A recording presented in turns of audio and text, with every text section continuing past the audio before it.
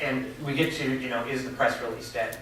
I wrote a whole blog post about the press release being dead, and I went out to the Public Relations Society of America International Conference, and there was a number of panels on social media, and is the press release dead, et cetera, and I wrote this whole blog post about it being dead, and I gave the examples. We launched a statewide political campaign last July, and we didn't use the press release at all. We used an online video with 30 seconds. We sent it out to the media, and then we used Twitter and Facebook to push it out.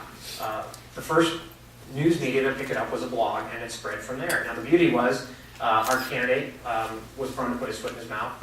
We didn't let the media talk to our candidate, and all they could go off of was a 30-second video on YouTube.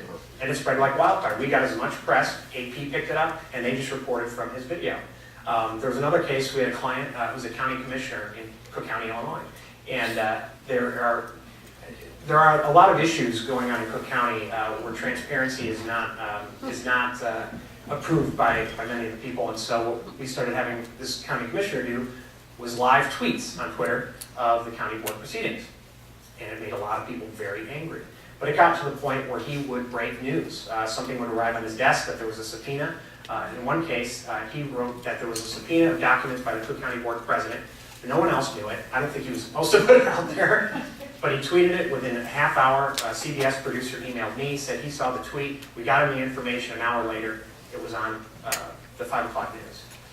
And so you can see not only the media is following this as well. I wrote this post about the press release being dead, and a couple good points came up. Well, one was a noted blogger picked up my blog post and ran it, and then told me that he disagreed with me. And I pointed out the fact of the matter is that he picked up my blog post and put it up, and then others picked it up as well. But someone else pointed out, is the press release really dead, or has it just changed form? The first press release was actually sent out earlier this century by U.S. Postal Service. It was a handwritten letter that was sent out.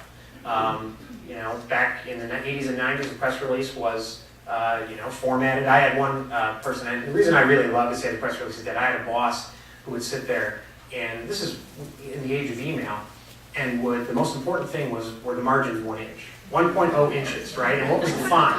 And so we'd go through this whole thing. It had to be, press release had to be 1 page. Well, with the topic we were dealing with, and many legal issues, 1 page, at that font and those margins, it was almost impossible. And then at the end of it, you get this approved thing, you would cut and paste it into an email. So it wouldn't even matter. So it was maddening. But I think, more I propose the press release dead, yes, absolutely, sort of. Right? Because the press release today could be a 140-character tweet. It could be a status update. And so as we go along, and we get into this a little bit more, it's important to realize that the tools have changed and that they're not just extra tools. These are the tools of today. It's the phone and the fax machine. It just so happens that a new tool is popping up every day. They have funny names like Twitter. But they are the press release of today. A couple things to remember. With these new communications tools, it's no longer a one-way street. No longer can you just send out that press release. It's like throwing a grenade and then ducking, right? Now you actually have to engage. We talked about Comcast a little bit. Comcast got burned big time. And I'll show some examples of that. And so now they have started engaging online in a serious way. They learned the hard way. Dell, has anyone here heard the term Dell hell? Dell computers? A customer got really mad at Dell one day, went and started blogging about Dell hell. I'm in Dell hell, Dell hell.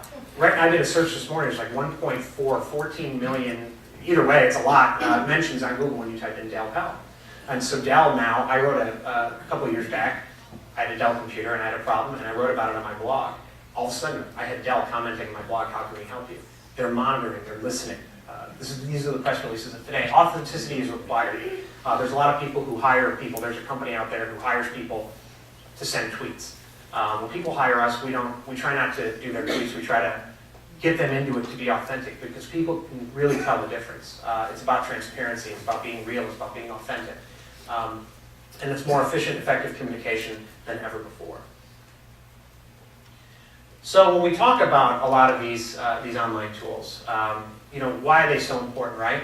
Why, when Ebert and Roper here, Roger Ebert, had a stand-in here, why do we trust them, right? Over time, we've developed this trust with these media people about what movies to go to, right?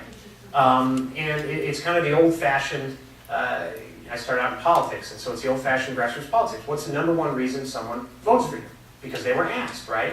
And last year we heard a lot about the term community organizer. You get people in a room, you talk to them, and then you get them to talk to their family, their friends, and you spread out from there. But it used to be you gather people in a room like this, then you send them on their way, and they go door to door to door to door.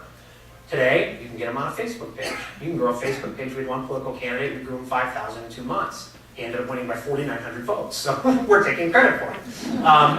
But the fact is, these people have built up trust over time. That's why we trust them.